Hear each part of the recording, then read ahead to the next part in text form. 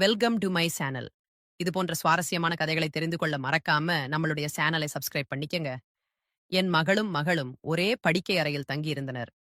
ஓர் இரவு நள்ளிரவில் என் மகளின் அழுகுரல் எனக்கு கேட்டது. அவள் அண்ணா கொஞ்சம் மெதுவாக பண்ணுங்க. அம்மா அருகில் உள்ள அறையில் இருக்கிறாள் என்று சொல்லிக் கொண்டிருந்தாள். அவள் சொன்னதை கேட்டு எனக்கு சந்தேகம் ஏற்பட்டது. அப்போது நான் அவர்கள் அறையில் எட்டி பார்த்தபோது நான் அதிர்ச்சி அடைந்தேன். ஏனெனில் அவர்கள் ஒருவருக்கொருவர் என்னுடைய பெயர் ராணி. நான் ஒரு இல்லத்தரசே. எனக்கு 2 குழந்தைகள் இருந்தன. ஒரு மகனும் ஒரு மகளும். என் மகள் என் சொந்த மகள். ஆனால் என் மகன் மாற்றான் மகன். இருவருக்கும் இடையே 4 வயது வித்தியாசம் இருந்தது. என் மகன் என் மகளை விட 4 வயது மூத்தவன். மகளின் பெயர் அமிஷா, மகனின் பெயர் ஆனந்த். நான் என் மகனையும் என் சொந்த குழந்தை போல் அன்பு செலுத்தினேன். என் 2வது திருமணத்திற்கு முன்பு என் மகள் விடுதியில் தங்கி படித்துக் கொண்டிருந்தாள். அவள் தன் புதிய தந்தையையும் சகோதரனையும் மகிழ்ச்சியுடன் ஏற்றுக்கொண்டாள். ஆனால் அவள் தன் படிப்பை பாதியிலேயே விடுதலைய முடிக்க முடிவு செய்தாள். குழந்தைகளின் முடிவுகள் காரணமாக நான் அவர்களை என் பேச்சை கேட்கும்படி கட்டாயப்படுத்தப்படவில்லை. அமிஷா சமீபத்தில் பட்டப்படிப்பை முடித்துவிட்டு வீட்டிற்கு வந்திருந்தாள். அதே நேரத்தில் ஆனந்தின் பட்டப்படிப்பும் முடிந்திருந்தது. ஆனந்த் தனது சகோதரியை பல ஆண்டுகளுக்கு பிறகு சந்தித்தான். அண்ணன் தங்க இருவரும் வளர்ந்த பிறகு ஒருவரை ஒருவர் சந்தித்தனர். இருவரும் வீட்டிற்கு வந்து அதிக நாட்கள் ஆகவில்லை. அதற்குள் அவர்கள் வேலைக்காக வேறு நகரத்திற்கு செல்ல முடிவு செய்தனர். இருவருக்கும் ஒரே நகரத்தில் வெவ்வேறு நிறுவனங்களில் வேலை கிடைத்திருந்தது. அப்போது அவர்கள் செலவுகளை குறைக்க ஒன்றாக வசிக்க முடிவு செய்தனர். இது எனக்கும் சரியாகப்பட்டது. நான் இருவரையும் ஒன்றாக வசிக்க அனுமதித்து அவர்களை வேலைக்காக வெளியே அனுப்பி வைத்தேன். குழந்தைகள் சென்ற பிறகு வீடு வெறிச்சோடியது போல் இருந்தது. ஆனால் அவர்கள் இப்போது தாங்கள் சொந்த காலில் நிற்க வேண்டும் என்று எனக்கு தெரியும். என் கணவரின் ஓய்வூதியம் வெறும் 5000 என்பதால் குழந்தைகளின் படிப்புக்காக நாங்கள் எங்கள் வீட்டை விற்க வேண்டியிருந்தது. 5 மாதங்கள் கடந்துவிட்டன. குழந்தைகள் ஒவ்வொரு மாதமும் 20,000 ரூபாய் அனுப்பத் தொடங்கினர். அப்போது நான் அவர்கள் அனுப்பிய பணத்தை சேமித்து வைத்தேன். கொஞ்சம் வீட்டு செலவுகளுக்கும் பயன்படுத்தினேன். இந்த 5 மாதங்களில் என்னால் ஒருமுறை கூட குழந்தைகளை பார்க்க செல்ல முடியவில்லை. என் 2வது கணவர் பக்கவாதத்தால் படுக்கையில் இருந்தார். வீட்டில் அவரை பார்த்துக்கொள்ள வேறு யாரும் இல்லை. இப்படியே 2 வருடங்கள் கடந்துவிட்டன. தீபாவளி பண்டிகை நெருங்கி வந்தது. ஆனால் குழந்தைகள் வீட்டிற்கு வர மறுத்துவிட்டனர். நான் அவர்களை பார்க்க துடித்துக் கொண்டிருந்தேன். அவர்களிடம் தொலைபேசியில் சொன்னேன். ஆனால் அவர்கள் வேலைப்பழிவை காரணமாக காட்டினார்கள். கடைசியில் நானே சென்று அவர்களை சந்திக்க முடிவு செய்தேன். ஒரு நாள் என் கணவரின் நண்பரை அவரை கவனித்துக் கொள்ள வீட்டிற்கு அழைத்தேன். நான் என் பிள்ளைகளை பார்க்க புறப்பட்டேன். நான் ஸ்டேஷனில் இருந்து வீடியோ கால் செய்து அவர்களை சந்திக்க வருவதாக குழந்தைகளுக்கு சொன்னேன். இந்த வீடியோ காலில் என்ன பார்த்து என்னுடைய மகன் ஆச்சரியப்பட்டான். அவனம்மா, நீங்கள் வர தேவையில்லை. நாங்கள் அடுத்த 3 நாட்களில் வீட்டிற்கு வந்து விடுவோம் என்றான். பிறகு நான் அவர்களிடம் வாக்குறுதி அளித்துவிட்டு வீட்டிற்கு திரும்பினேன்.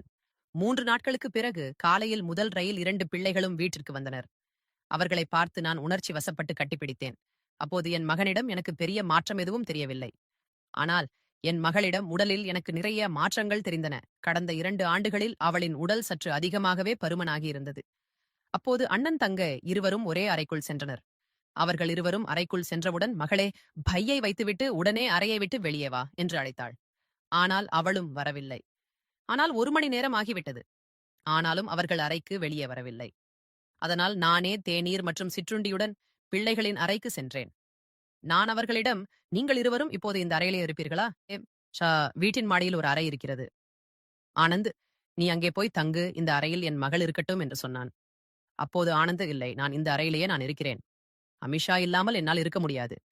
கடந்த 2 வருடங்களாக நாங்கள் இருவரும் ஒன்றாக இருக்கும் பழக்கமாகிவிட்டது. நாங்கள் இந்த அறையிலே அட்ஜஸ்ட் செய்து கொள்வோம் என்று சொன்னான். மகனின் பேச்சை கேட்டு எனக்கு சற்று விசித்திரமாக தோன்றியது. அப்போது நான் மகளிடம், அமிஷா, நீ இப்போது சிறியவள் இல்லை. உன் அண்ணனும் சிறியவன் இல்லை. ஒரே அறையில் தங்குவது சரியா? மேலும் உனக்கு எப்போதாவது தனியாக உன் அறையில் இருக்க வேண்டும் என்றால் எப்படி அட்ஜஸ்ட் செய்துவா என்று கேட்டேன். அப்போது என் மகள், அம்மா, நாங்கள் வேலை செய்யும் நகரத்தில் 2 படுக்கையறை பிளாட்டின் வாடகை மிகவும் அதிகம். அதனால் நாங்கள் கடந்த 2 வருடங்களாக ஒரே அறையில் வசித்து வந்தோம். அங்கு அட்ஜஸ்ட் செய்ய முடிந்தால் இங்கு ஏன் அட்ஜஸ்ட் செய்ய முடியாது? நீங்கள் கவலைப்படாதீர்கள். நாங்கள் எங்களை கவனித்துக் கொள்வோம் என்றாள். குழந்தைகளின் ஒரே அறையில் தங்க தயாராக இருந்ததால் நான் அதிகம் வற்புறுத்தவில்லை. அன்று நான் நாள் முழுவதும் வேலையில் பிஸியாக இருந்தேன். பகலில் மகனின் விருப்பமான உணவை சமைத்தேன். இரவில் மகளின் விருப்பமான உணவை சமைத்தேன். இரவில் நான் மகளிடம் விருப்பமான காரமான உணவுகளை சமைத்தேன். ஆனால் அவள் முன்பு போல் சாப்பிடவில்லை. இல்லையென்றால் அவள் தட்டை காலி செய்திருப்பாள். திடீரென்று அவள் குறைவாக சாப்பிடுவது போல் எனக்கு தோன்றியது. அப்போது நான் அவளிடம் கேட்டபோது, அவளும் அம்மா எனக்கு இப்போது காரமான உணவு பிடிக்கவில்லை. நான் இப்போது மெஸ்ஸில் கிடைக்கும் சாதாரண உணவுக்கு பழகிவிட்டேன். நாளை முதல் அதே மாதிரி சாதாரண உணவு சமைக்கவும் என்று சொன்னாள். அப்போதுதான் குழந்தைகள் விரைவாக மாறுவதைக் கண்டேன். வெளியூரில் தங்கியிருந்ததால் அவர்கள் ஒவ்வொரு சூழ்நிலைக்கும் தாங்களை பழக்கப்படுத்திக் கொண்டிருந்தனர். வீட்டிற்கு வந்ததிலிருந்து அண்ணனும் தங்கையும் ஒருவரை ஒருவர் விட்டுக் கொடுக்காமல் பிரியாமல் இருப்பதை கவனித்தேன். அமிஷா எங்கிருந்தாலும் ஆனந்த் அங்கேயே வந்து உட்கார்ந்து விடுவான். அன்றிரவு என் கணவர் தூங்கியதும் நான் பிள்ளைகளின் அறைக்கு சென்றேன். என் அறையும் அவர்களின் அறையும் அருகருகே இருந்தது. நான் அவர்களுடன் சிறிது நேரம் பேச்சு சென்றேன். நான் அவர்கள் அறைக்கு சென்றபோது மகனும் மகளும் கையை பிடித்துக் கொண்டு அமர்ந்திருந்தான். என்னை பார்த்ததும் இருவரும் ஏதோ தவறு செய்தது போல அதிர்ச்சியடைந்தனர். அந்த நேரத்தில்தான் அதை புரைக்கணைத்தேன். ஆனால் அடுத்த நாள் காலையில் ஒரு விஷயம் நடந்தது. அது என்னை சிந்திக்க வைத்தது. அன்றிரவு நான் அவர்கள் அறைக்கு சென்றபோது படுக்கையில் விரித்திருந்த விரிப்பு காலையில் வெளியே காயப்படுவதை கண்டேன். இவ்வளவு காலையில் யார் விரிப்பை காய வைப்பார்கள்? நான் என் மகளிடம் கேட்காமல் அவள் அறை நோக்கி சென்றேன். கதவு பூட்டப்பட்டிருந்தது. அப்போது பின்னால் இருந்து ஆனந்த அம்மா காலை உணவுக்கு என்ன சமைத்தாய் என்று குரல் கொடுத்தான். அவன் அறை வாசலில் இருந்து வெளியே வந்து கேட்டான். நான் அவனிடம் உன் அறை விரிப்பை வெளியே யார் போட்டது? இவ்வளவு காலையில் ஏன் துவைத்தீர்கள் என்று கேட்டேன். என் கேள்வியை கேட்டு ஆனந்த் திடுக்கிட்டான்.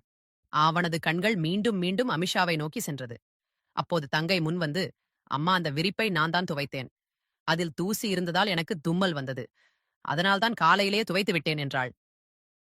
நான் சொன்னேன் மகளே, விரிப்பில் எப்படி தூசி இருக்கும்? நீங்கள் இருவரும் வீட்டிற்கு வரவிருந்த போது நான் திரை சீலைகள் முதல் விரிப்புகள் வரை எல்லாவற்றையும் சுத்தம் செய்தேனே. என் கேள்விகளுக்கு பதிலளிக்கும் போது மகளின் மகள் பதற்றமடைந்தாள். அவள் முக பாவனைகள் அவள் ஏதோ மறைக்கிறாள் என்பதை காட்டின. அப்போது மகனும் அம்மா எனக்கு மிகவும் பசிக்கிறது. இங்கு நீங்கள் விரிப்பு மற்றும் வேறு எதையோ பேசிக் கொண்டிருக்கிறீர்கள். இப்போது நீங்கள் எனக்கு உணவு சமைத்துக் கொடுப்பீர்களா? அல்லது நான் வெளியே சென்று காலை உணவு சாப்பிடவா என்றான். இதை கேட்டு நான் என் பேச்சை விட்டுவிட்டு சமையலருக்கு காலை உணவு தயாரிக்க சென்றேன். பிறகு வேலை காரணமாக அந்த விஷயம் என் மனதிலிருந்து நீங்கிவிட்டது. என் இரு பிள்ளைகளும் நடத்தையிலேயும் எனக்கு நிறைய மாற்றங்கள் தெரிந்தன. முன்பு என்னுடன் பேசிக் கொண்டிருந்த மகளும் இப்போது பெரும்பாலும் தன் அறையிலேயே இருந்தாள். அவள் என் முன்ன அதிக நேரம் நிற்கவே இல்லை. அன்று மாலை உணவு உண்ணும்போது திடீரென்ற மகளின் உடல்நிலை மோசமடைந்தது. சிறிது நேரத்திலேயே அவளுக்கு கொமட்டல் ஏற்பட்டது. அவள் கழிப்பறைக்கு ஓடினாள். ஆனந்தும் அவளை பின்தொடர்ந்தான். மகளும் திடீரென்ற என்ன ஆனது என்று எனக்கு புரியவில்லை. நானும் கழிப்பறைக்கு அருகில் சென்றேன். அப்போது மகன் அவளுக்கு ஆதரவளித்து அவளை அழைத்து வெளியே வந்து கொண்டிருந்தான். மகன் அமிக்ஷாவை ஆதரவளிக்கும் விதம் எனக்கு விசித்திரமாக இருந்தது. அவனது ஒரு கை மகளின் தோளிலும் மற்றொன்று அவளின் இடுப்பிலும் இருந்தது. இதை பார்த்து எனக்கு நன்றாக இல்லை. ஆனால் நான் எதுவும் சொல்லவில்லை. மகளை வெளியே அழைத்துச் செல்ல நான் அவளிடம் சென்று அவளின் கையை பிடித்து காலுக்கு அழைத்து வந்தேன். பிறகு நான் மகளுக்கு தண்ணீர் கொடுத்து, உனக்கு ஏன் திடீர் என்ற குமட்டல் வந்தது? சாப்பிட ஆரம்பிக்கும் முன்னரே குமட்டல் என்று கேட்டேன். என் கேள்விக்கு மகன் பதிலளித்தான். அம்மா அவள் அறையில் உட்கார்ந்து எண்ணெய் மசாலா சிப் சாப்பிட்டாள். அதனால இப்போது கொமட்டல் வரும் தானே என்றான். எனக்கும் ஒன்று புரியவில்லை. மகளும் அவன் பேச்சைக் கேட்டு ஆமோதித்து, ஆமா அம்மா, நான் சிப்ஸ் சாப்பிட்டேன். இப்போது நான் அப்படி செய்யாமல் இருக்க முயற்சிப்பேன் என்றாள். அப்போது நான் இப்போது பரவாயில்லை தானே, வா கொஞ்சம் சாப்பிட்டு விட்டு ஓய்வெடு என்று கேட்டேன். மகளும் அம்மா, நான் நிறைய சிப் சாப்பிட்டு விட்டேன். இப்போது பசி இல்லை. நான் தூங்கப் போகிறேன். நீங்கள் சாப்பிடுங்கள் என்று சொல்லிவிட்டு தன் அறைக்கு சென்றாள். அவள் சென்ற பிறகு நானும் மகனும் ஒன்றாக சாப்பிட்டோம். சாப்பிட்டுவிட்டு அவனும் தன் அறைக்கு சென்று விட்டான். மகள் சாப்பிடாமலே தூங்கியது எனக்கு கவலையை அளித்தது. தூங்குவதற்கு முன் நான் அவளுக்காக பால் எடுத்துச் சென்றேன்.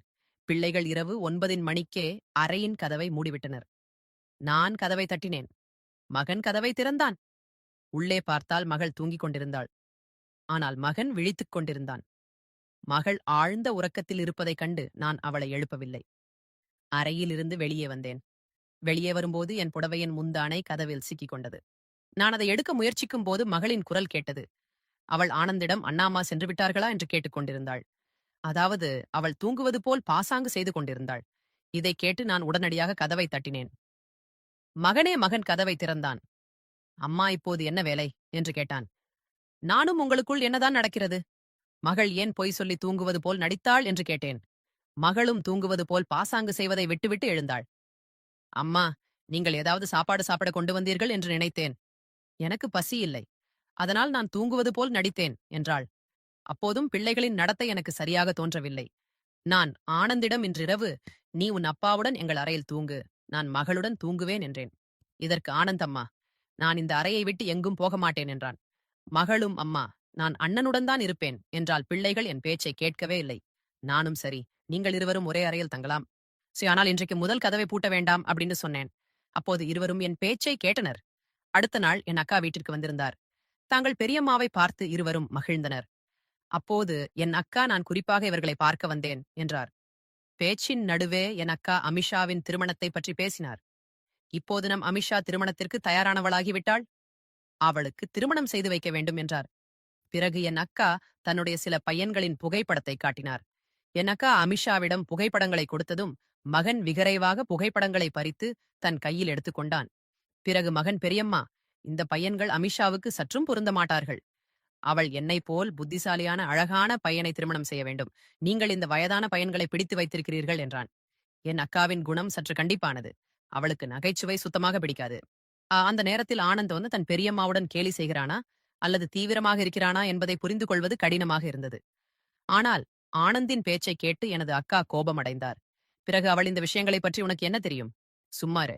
இந்த பையன்கள் வெறும் 5 வயது மூத்தவர்கள். கணவன் மனைவிக்கு இடையே இவ்வளவு வயசு வித்தியாசம் இருக்க வேண்டும் என்றால்?"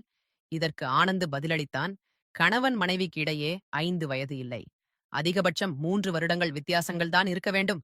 அமிஷாவுக்காக நான் என்னைப் போன்ற ஒரு பையனை தான் தேடுவேன்." அப்போது ஆனந்தின் பேச்சுக்கள் எனக்கும் வித்தியாசமாக தோன்றின. அங்கு அமிஷாவின் திருமணம் குறித்து பேசப்பட்டுக் கொண்டிருந்தது. ஆனால் அவன் தன் பெண்ணை மணமகனோடு ஒப்பிட்டு பேசினான். அதனால் நான் அவனிடம் எதுவும் சொல்லாமல் அவனை அவன் அறைக்கு அனுப்பி வைத்தேன். ஆனந்த் அறைக்கு சென்றதும் அமிஷாவும் அவனை பின்தொடர்ந்து சென்றாள். இருவரும் அறைக்குள் சென்றதும் என் அக்கா என்னிடம், "ராணி, 20 வருடங்களுக்கு முன்பு நீ திருமணம் செய்யவிருந்தபோது நான் உன்னிடம் இதை சொன்னேன். உன் கணவரால் எனக்கு எந்த பிரச்சனையும் இல்ல. ஆனால் நீ அவனது மாற்றான் மகனை ஏற்றுக்கொண்டது எனக்கு ஒருபோதும் சரியாக படவில்லை" என்று சொன்னேன். அதை நீ அப்போது உதாசீனைப்படுத்தினாய். உனக்கு 2 மகள்கள் இருக்கும் ஒருவனை நீ திருமணம் செய்திருந்தாலும் பரவாயில்லை.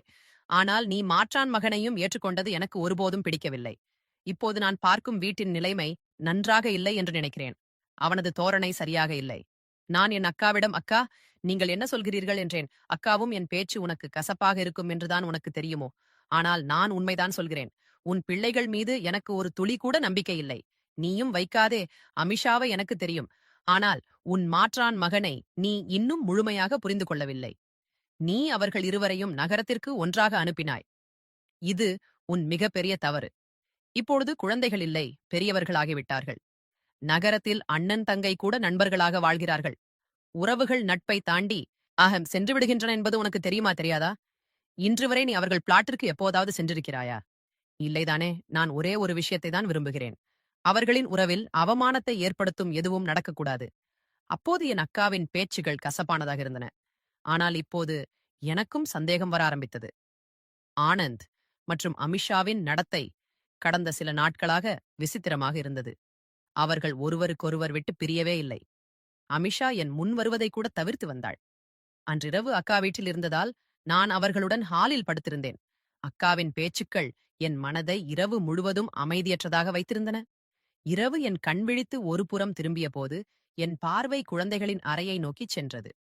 அப்போது 2 மணி, இரவு 2 மணி. ஆனால் அவர்களின் அறையில் விளக்கு எரிந்து கொண்டிருந்தது. விளக்கு எரிவதை பார்த்து நான் அவர்களின் அறையை நோக்கிச் சென்றேன். நான் அறையின் வெளியே கால் வைத்ததும் அமிஷாவின் குரலை கேட்டேன். அவள் ஆனந்திடம், "அண்ணா, சீக்கிரம் விளக்கை அணை, அம்மாவின் கண் நம் அறை மீது பட்டால் நம் ரகசியம் தெரிந்துவிடும்" என்று சொல்லிக் கொண்டிருந்தாள். அப்போது நான் கதவை இடுக்கிலிருந்து எட்டி பார்த்தேன். ஆனந்த் அமிஷாவின் தோளில் கை வைத்திருந்தான். அவளை படுக்கை வரை அழைத்துச் சென்றான். அமிஷாவின் நடையும் சற்று வித்தியாசமாக இருந்தது. அவர்கள் இருவருக்கும் இடையே என்ன நடக்கிறது என்பதை புரிந்து கொள்வது எனக்கு கடினமாக இருந்தது. அன்று இரவு என்னால் அவர்களிடம் எதையும் கேள்வியாக கேட்க முடியவில்லை. ஏனெனில் வீட்டில் என் அக்கா வந்திருந்தார். அவர் முன் எந்தவிதமான குழப்பத்தையும் நான் ஏற்படுத்த விரும்பவில்லை. அடுத்த கணமே அவர்கள் இருவரின் உரையாடல் என் காதுகளில் விழுந்தது. அமிஷாவின் வேண்டுகோளின்படி ஆனந்த் அறையின் விளக்கை அணைத்துவிட்டான். ஆனால் அவர்களின் பேச்சு தொடர்ந்து, "ஆனந்த், நகரத்தில் பிளாட்டில் நம்மை யாரும் கண்காணிப்பாளர்கள் என்ற பயனில்லை. ஆனால் நாம் நம் விருப்பப்படி வாழலாம். நாம் அண்ணன் தங்கை என்று யாருக்கும் தெரியாது. ஆனால் இங்கு அம்மா எப்போது வேண்டுமானாலும் அறைக்குள் வந்து விடுவார். எந்த தனிப்பட்ட இடமும் இல்லை" என்று சொல்லிக் கொண்டிருந்தான். இதற்கு அமிஷா, "ஆம், நீ சொல்வது சரிதான். நாம் இங்கு அதிக நாட்கள் தங்க முடியாது. நம் சில விஷயங்கள் அம்மாவின் கண்ணில் படாமல் எல்லாம் முடிந்துவிடும். அவள் என்னை மீண்டும் மீண்டும் தன்னுடன் பேச அழைக்கிறாள். நான் அவள் முன் அமர்ந்து அவள் என் மீது கண் வைத்தால் அவள் எல்லாவற்றையும் புரிந்து கொள்வாள். இப்போது நாம் விரைவில் நகரத்திற்கு திரும்ப வேண்டும். நான் பொய்களை மறைத்து மையத்து சோர்வடைந்து விட்டேன் என்றாள். பிறகு அமிஷாவும், ஆனந்த் நம் அண்ணன் தங்கை உறவு இந்த அளவிற்கு செல்லும் என்று நான் ஒருபோதும் நினைக்கவில்லை. கடந்த சில மாதங்களாக நான் உன்னுடன் பிளாட்டில் தங்கி வருகிறேன். நீ எல்லா வகையிலையும் எனக்கு ஆதரவளிக்கிறாய். உண்மையில் உன்னை விட சிறந்தவன் எனக்கு வேறு யாரும் கிடைக்க முடியாது என்று சொன்னாள். அவர்களின் பேச்சை கேட்டு நானும் ஸ்பீச்லெட்ஸ் ஆகிவிட்டேன். பிறகு நான் மீண்டும் அறைக்கில் எட்டி பார்த்தேன். அங்கே இருவரும் ஒருவரை ஒருவர் கட்டிப்பிடித்திருந்தனர். உள்ளே சென்று இருவரையும் அறைய வேண்டும் போல் இருந்தது. ஆனால் என் வீட்டு மரியாதையை நான் தெருவில் கொண்டு வர விரும்பவில்லை. அவர்களின் பேச்சை கேட்டு நான் முழுவதுமாக அதிர்ச்சி அடைந்தேன். அன்றிரவு நான் ஒரு நொடி கூட தூங்கவில்லை. நான் காலைக்காக காத்திருந்தேன். அவர்களை கேள்வி கேட்க வேண்டும். காலை கண்விழித்து சிறிது நேரத்திலேயே என் அக்கா என்னை எழுப்பினார். அவர் மிகவும் பதற்றமாக இருந்தார். ராணி, உன் வீட்டில் இது என்ன நடக்கிறது? அமிஷா காலையில் அறையின் விரிப்பை ஏன் எடுத்துச் சென்றாள்? உன் பிள்ளைகளின் அறிகுறிகள் எனக்கு சரியா